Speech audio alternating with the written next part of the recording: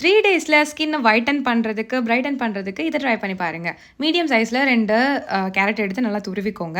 இப்போ வந்து பார்த்திங்க அப்படின்னா ஒரு பவுலில் 1 டீஸ்பூன் வரைக்கும் ரைஸ் ஃப்ளவர், அதாவது அரிசி மாவு வந்து போட்டுக்கோங்க. இப்போ துருவி வச்சுருக்க இந்த கேரட்டை நல்லா பிழிஞ்சு ஜூஸ் மட்டும் விழுகிற மாதிரி வந்து விட்டுக்கோங்க. இப்போ நல்லா மிக்ஸ் பண்ணிக்கோங்க. அவ்வளோதான், ஸ்கின் ஒயிட்னிங் பேக் ரெடி ஆகிடுச்சு. இதை உங்களோட க்ளீனான ஸ்கின்ல அப்ளை பண்ணிவிட்டு ஒரு 30 மினிட்ஸ் கழிச்சு வாஷ் பண்ணிடுங்க.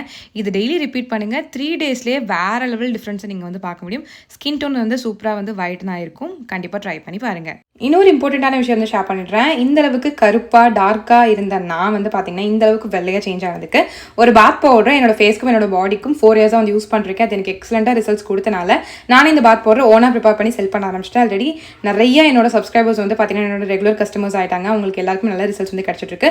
என்னோட கஸ்டமர்ஸோட ரிவ்யூஸ் ஃபீட்பேக்ஸ்லாம் செக் பண்ணி நினச்சிங்க அப்படின்னா என்னோட யூடியூப் சேனல் கம்யூனிட்டி டேப்ல செக் பண்ணி பாருங்க. நீங்களும் என்னோட face and body whitening bath powder try பண்ணி நினச்சிங்க அப்படின்னா ஸ்க்ரீனில் போயிட்டு என்னோட வாட்ஸ்அப் நம்பருக்கு எனக்கு கான்டாக்ட் பண்ணி வாங்கிக்கோங்க. பாய்.